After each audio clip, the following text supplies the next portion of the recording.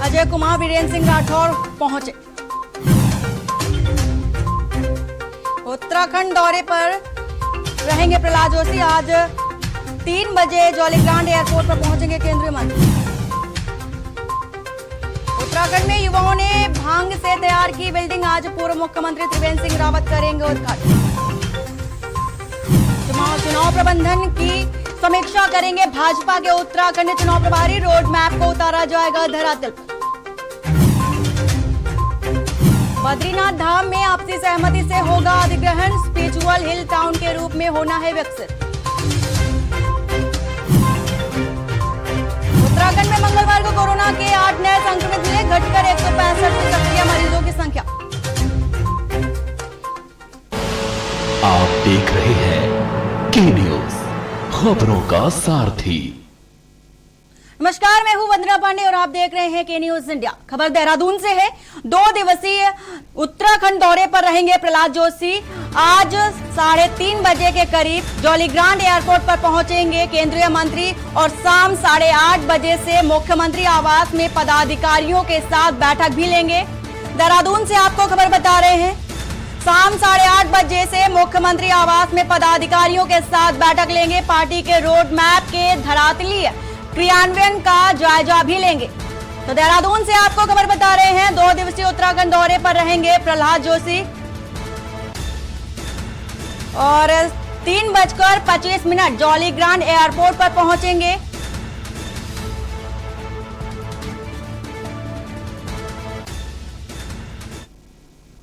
कांग्रेस प्रदेश कार्यालय में screening committee की बैठक आयोजित की गई। आपको बता दें कि स्क्रीनिंग कमेटी की अध्यक्ष अविनाश पांडे की अध्यक्षता में बैठक हुई और वहीं जानकारी देते हुए पूर्व मुख्यमंत्री हरीश रावत ने बताया कि अच्छे वातावरण और नई आशाओं के साथ स्क्रीनिंग कमेटी की बैठक चल रही है। वहीं इस दौरान मौजूद कांग्रेस के वरिष्ठ नेता यशपाल आर्य ने भाजपा सरकार पर निशाना साधते हुए कहा है कि भाजपा सरकार ने जो वादे उत्तराखंड की जनता से किए थे उनको पूरा करने में विफल साबित हुई है और 2022 में जनता ने सत्ता परिवर्तन का मन बना चुकी है।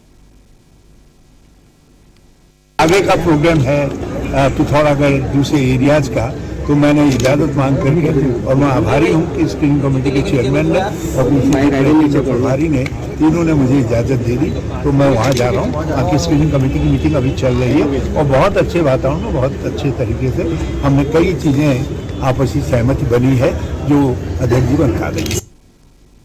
आम आदमी पार्टी के उत्तर प्रदेश के सह प्रभारी अनूप पांडे ने पूर्वांचल के वोटों पर सेधमारी के लिए उत्तराखंड का दौरा शुरू कर दिया है, जिसके चलते तराई के बड़े हिस्से में रहने वाले पूर्वांचल वासियों की पार्टी की विचारधारा से जोड़ने के लिए 2 दिन के दौरे पर है। उन्होंने कहा कि रुद्रपुर, केच्छा, सितारगंज, काशीपुर और गदरपुर में रहने वाले पूर्वांचल के रहने वाले लोगों को अब तक की सरकारों ने गुमराह किया है, जिनको स्वतंत्रता संग्राम की लड़ाई के बाद यहाँ रहने की जगह तो दी गई, मगर उनके हक हकूक के लिए किसी भी सरकार ने विचार नहीं किया। जबकि अपनी संस्कृति और सांस्कृतिक धरोहरों से पूर्वांचल वासी दूर तो हुए, लेकिन यहाँ भी उन्होंने अपनी संस्कृति को किसी तरह से बचाने का प्रयास किया है। जबकि आम आदमी पार्टी पूर्वांचल की संस्कृति को बढ़ावा देने के लिए उत्तराखंड में प्रयास करेगी। लाने वाले जो है 2 आदमी है, एक पत्रकार है, दोनों पत्रकार। ये निवेदन करने आया हूं कि मेरे भाइयों, सबसे ज्यादा फायदा पीड़ित और पलायन लोगों को दिल्ली में मिला है। पूर्वांचल के लोगों को क्या नहीं मुख्यमंत्री जी ने दिया है? अच्छा स्कूल दे दिया। दिल्ली का तो सरकारी स्कूल प्राइवेट स्कूल से अच्छे हो गए, अस्पताल अच्छे हो गए। तो वही यहां आम आदमी पार्टी चाहती है कि यहां भी इस तरह की व्यवस्था करके और लोगों को रोटी और रोजगार दिया जाए। कुमाऊं मंडल विकास निगम कर्मचारी लंबे समय से चली आ रही अपनी 14 सूत्रीय मांगों को लेकर निगम मुख्यालय के बाहर धरना प्रदर्शन किया। निगम कर्मचारियों का कहना है कि उनके द्वारा सरकार से लगातार शांति तरीके से वार्ता करने का प्रयास किया जा रहा है।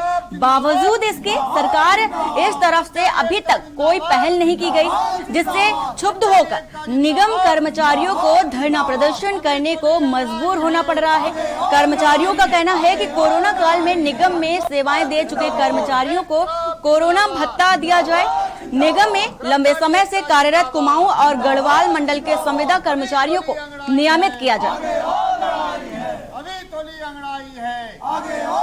संयुक्त कर्मचारी महासंघ कुमाऊं गढ़वाल मंडल विकास निगम द्वारा अपनी 12 सूत्री मांगों को लेकर जिसके संबंध में पूर्व में 7 अक्टूबर को देहरादून में शासन से वार्ता के बाद लिखित समझौते के बाद हमने अपना आंदोलन स्थगित कर दिया था। इस उद्देश्य और आशा के साथ कि सरकार हमारी मांगों को शीघ्र पूरा करेगी, लेकिन आज 1.5 माह होने जा रहा है। सरकार द्वारा जो लिखित समझौता किया गया था उस समझौते पर अभी तक कोई कार्रवाई नहीं की गई। अंतत्वा गत्वा संयुक्त कर्मचारी महासंघ कुमाऊं गढ़वाल मंडल विकास निगम के कर्मचारियों द्वारा आज से पुनः दोनों निगम मुख्यालय देहरादून और निगम मुख्यालय नैनीताल में अनिश्चितकालीन हड़ताल प्रारंभ कर दी गई है। आगामी 2022 के चुनाव को लेकर भाजपा पूरी तरह तैयार में है और इसी के चलते भाजपा किसान मोर्चा की प्रदेश स्तरीय पदयात्रा शुरुआत की गई।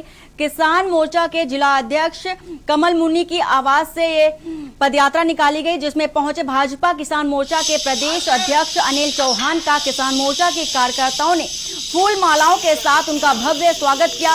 इस दौरान चौहान ने केंद्र व राज्य सरकार की उपलब्धियां गिनाते हुए दावा किया है कि 2022 में भी पूर्ण बहुमत से भाजपा सरकार बनाएगी।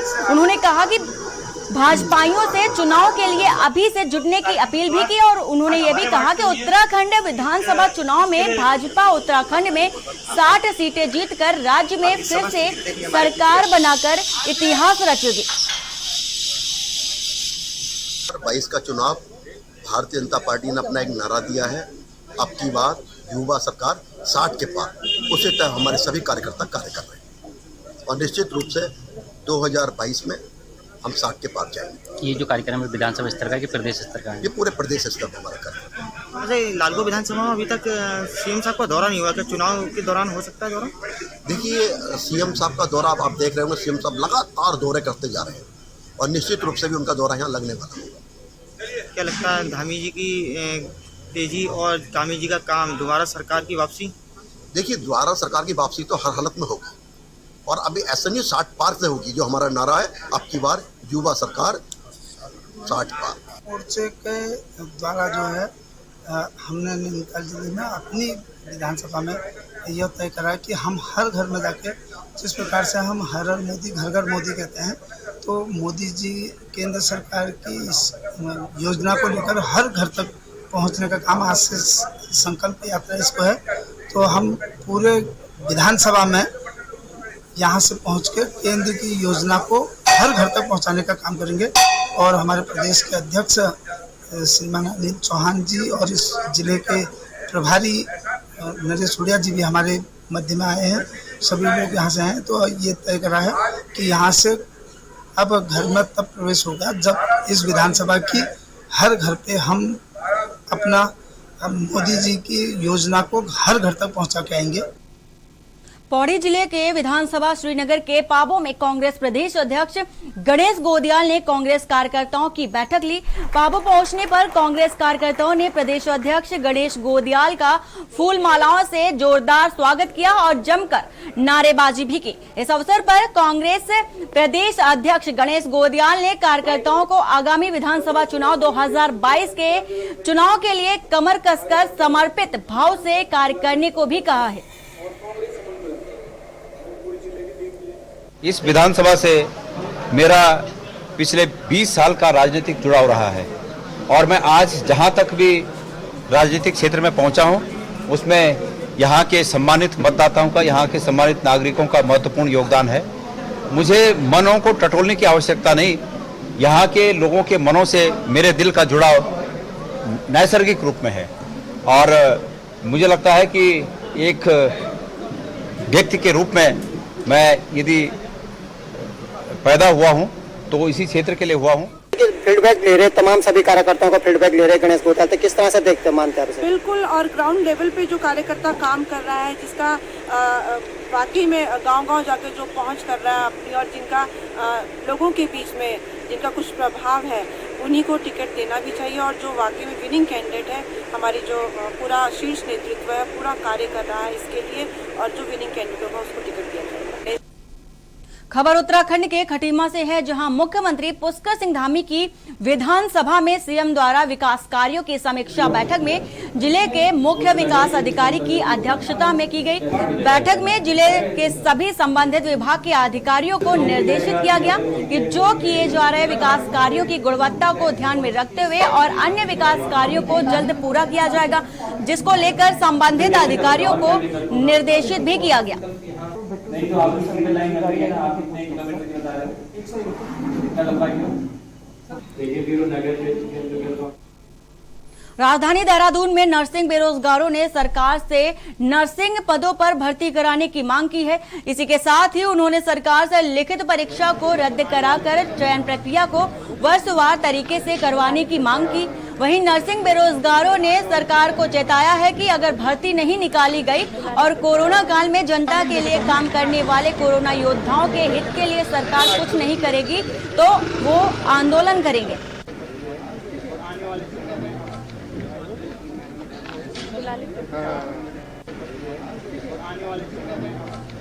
मैं सरकार को, शासन प्रशासन को ये चेताना चाहूंगा कि अगर हमारी भर्ती वर्षवार नहीं की गई और हम लोग इतने सालों से काम कर रहे हैं और सरकार की जो दोगली नीति है कि किस प्रकार से अपने लोगों को अंदर लाया जाए, अपने लोगों को अंदर लाने के लिए सरकार दोगली नीति जो चल रही है कि यहाँ पर तो आपने एग्जाम कर दिया, वहां पर आपने साइंस हटा के आर्ट कर दिया, वहां पर आपने जो है इंटरव्यू कर दिया, वहां पर आपने उपनल से भर्ती कर दी, वहां पर से आपने एनएचएम से भर्ती कर दी, जो गलत तरीके से आप भर्तियां कर रहे हैं। अगर पूरे प्रदेश में एक पॉलिसी लागू हो तो उसका विरोध कभी नहीं होगा, लेकिन आपके संज्ञान में है कि 12 दिसंबर 2020 से लगातार ये भर्तियां 3 बार कैंसिल हो चुकी हैं और हम हर कैबिनेट मंत्री से मिल रहे हैं। हर लोग जो है हमारे साथ सिंपैथी दिखा रहे हैं कि ठीक है, आपने कोविड में काम करा, आपको मिलना चाहिए। 15 साल से हम काम कर रहे हैं, लेकिन सरकार जो है अपनी जबान से फिर रही है और इस सरकार में 3-3 मुख्यमंत्री हो गए, लेकिन आज धरातल पे एक भी मुख्यमंत्री ऐसा नहीं है जो काम कर रहा हो।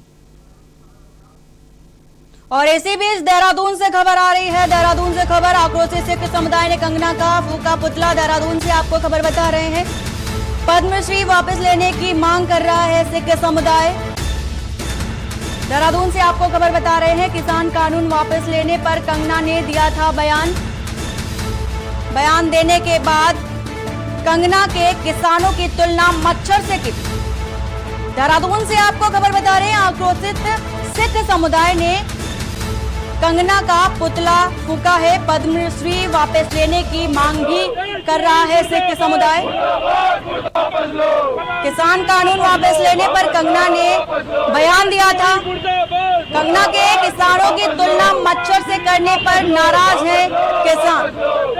देहरादून से आपको खबर बता रहे हैं, आक्रोशित सिख समुदाय ने कंगना का पुतला फूका है और पद्मश्री वापस लेने की मांग भी कर रहे हैं। वापस लो, वापस लो, वापस लो, देशद्रोही मुर्दाबाद, मुर्दाबाद, वापस लो, पद्मश्री वापस लो।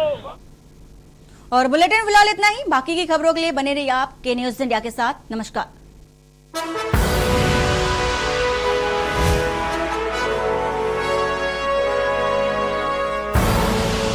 आप देख रहे हैं के न्यूज, खबरों का सारथी।